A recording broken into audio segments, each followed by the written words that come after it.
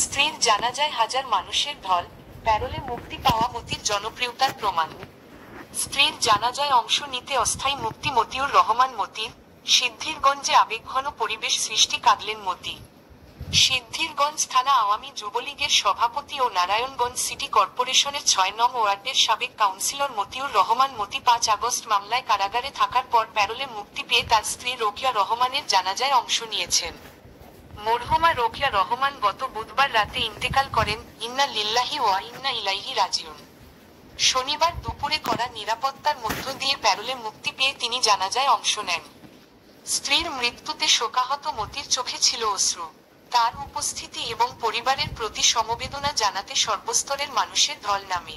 স্ত্রীর জানাজায় হাজার হাজার মানুষের উপস্থিতিই বলে দেয় প্যারোলে মুক্তি পাওয়া মতিউর রহমান মতির জনপ্রিয়তা এবং জনগণের ভালোবাসা। রাজনৈতিক সহকর্মী, সমাজের গণ্যমান্য ব্যক্তি, স্থানীয় নেতা কর্মী ও সাধারণ মানুষ জানাজায় অংশ নেন। জানাজা ও দাফন শেষে নিয়ম অনুযায়ী তাকে পুনরায় হেফাজতে নেওয়া হবে বলে সংশ্লিষ্ট সূত্র নিশ্চিত করেছে। স্থানীয় নেতাকর্মীরা বলেন, রোকেয়া রহমান ছিলেন একজন অসাধারণ নারী, যিনি স্বামীর রাজনৈতিক ও সামাজিক কর্মকাণ্ডে সর্বদা পাশে ছিলেন। মরহুমার আত্মার মাগফিরাত কামনা করে তার পরিবারের প্রতি গভীর সমবেদনা জানানো হয়েছে।